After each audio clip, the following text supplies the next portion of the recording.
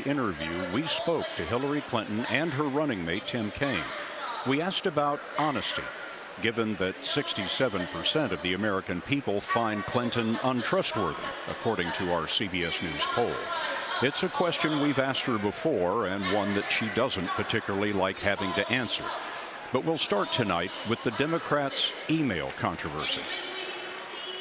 Brad Marshall, the chief financial officer of the committee, wrote in an email, "For Kentucky and West Virginia, can we get someone to ask his belief? Does he believe in a God? He had skated on saying he has a Jewish heritage. I think I read he's an atheist. This could make several points difference with my peeps," end quote. Did you know anything about any of that? No, and I didn't know anything about it, and I haven't read any of those, but I am adamantly opposed to anyone bringing religion into our political process. I mean, the Constitution says no religious tests, so that is just absolutely wrong and unacceptable. But maybe the point, Madam Secretary, is you have people in the Democratic National Committee who are supposed to be, if you will, agnostic about who the nominee is going to be.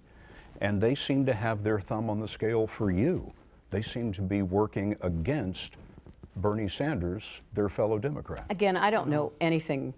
I don't know anything about these emails. I haven't followed it, but I'm very proud of the campaign that I ran, and I'm very proud of the campaign that Senator Sanders ran. Jimmy Carter said in 1976, "I'll never tell a lie." What can you tell the American people in this interview about your own honesty with them and the honesty of a Clinton White House? I think if you look at my public service, I have been as straightforward and honest as I could be. I haven't always been perfect, but I don't know anyone who is. And we're going to have a campaign and a White House that the American people will be able to look at and believe that Tim and I are working every day for them, that they can count on us, that they can trust us. Your critics are going to say, "See, she didn't say, 'I will never tell a lie.'"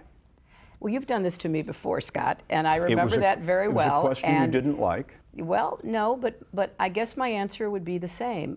I certainly never intend to, and I certainly don't believe I have. And so, yes, I can say I never will.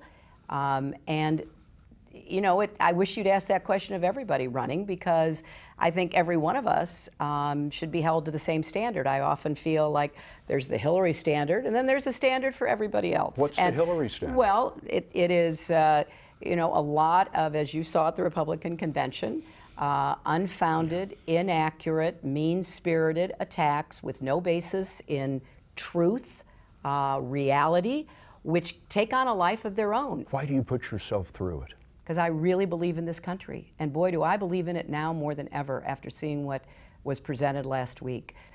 I truly believe that given the chance, Americans will vote for people who are not promising fear and bigotry and smears, but promising opportunity and the kind of change that will empower people to make the most out of their own lives.